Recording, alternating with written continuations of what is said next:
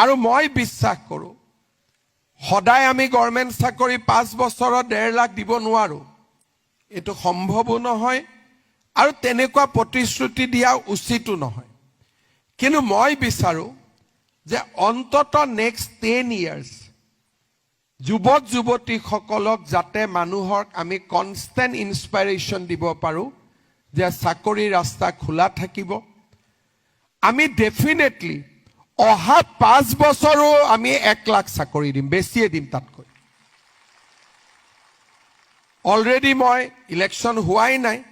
already মই planning আৰম্ভ কৰিছোঁ যে নেক্সট 5 ইয়াৰ্ছতো আমি কেনেকৈ 1 লাখ 1.5 লাখ চাকৰি আৰু দিব পাৰোঁ কেনেকৈ আমি দিব পাৰোঁ ভেৰি চিম্পল আমাৰ অসমত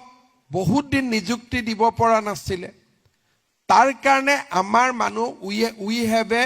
আমি এটা এজিং ডিপাৰ্টমেণ্ট আছিলোঁ নতুন নাছিলে কাৰণ এপইণ্টমেণ্টেই নহয় এই যে নতুন কৰ্মচাৰী বিষয়াখিনি যোগ কৰাৰ পিছতহে এতিয়া আমাৰ অফিচত ডেকা ল'ৰা দেখা পোৱা গৈছে আগতে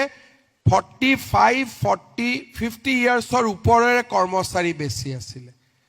এতিয়া আমি এটা প্লেন অফ একশ্যন ওলাইছোঁ যে কিমান মানুহ ৰিটায়াৰমেণ্ট হ'ব কিমান আমাক নতুন পোষ্ট লাগিব যেনেকৈ আমি পিপি এপিপি আজি নতুন পোষ্ট ক্ৰিয়েট কৰি দিলোঁ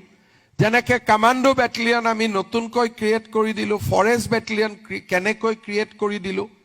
তেনেকৈ ৰিটায়াৰমেণ্ট আৰু নতুন ক্ৰিয়েশ্যন লৈ